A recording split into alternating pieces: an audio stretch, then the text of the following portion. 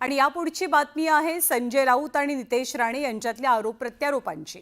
मनोहर जोशी, नारायण राणे आणि उद्धव ठाकरे यांची सरकार असताना कधीच दंगल घडली नाही असं वक्तव्य खासदार संजय राऊतांनी केलं। तर त्यांच्या याच वक्तव्यावरती मंत्री नितेश राणेंनी पलटवार केलाय। उद्धव ठाकरेंना दंगली कधी कधी घडवायच्या होत्या याच्या तारखा आपल्याला ठाऊक आहेत असं नितेश राणेंनी म्हटलंय। मातोश्रीवरती या संदर्भात बैठका झाल्यात, याचे साक्षीदार सुद्धा आहेत असा दावा नितेश राणेंनी केलाय। दंगल घडवणारे यांचेच लोक आहेत। कुणाची हिम्मत आहे का आमच्या सरकारच्या काळात दंगली घडल्या नाहीत?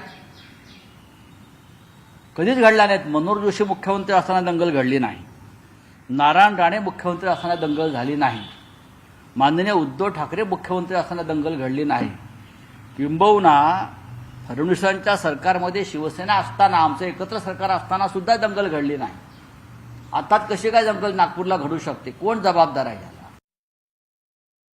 अहो, पण उद्धव ठाकरेला दंगली केव्हा कधी कशा घडवायच्या होत्या याच्या तारखानुसार मी सांगू शकतो। मातोश्रीमध्ये कधी कधी बैठक झालेले, त्याचे काही माझ्याकडे लोक आहेत जे तेव्हा तिथे उपस्थित होते। कीर्तिकर साहेबांना बोलून उद्धव ठाकरेंनी कसं दंगलीची प्लॅनिंग केलेली, तिथे जो आय विटनेस होता तो तुम्हाला सांगू शकतो। आणि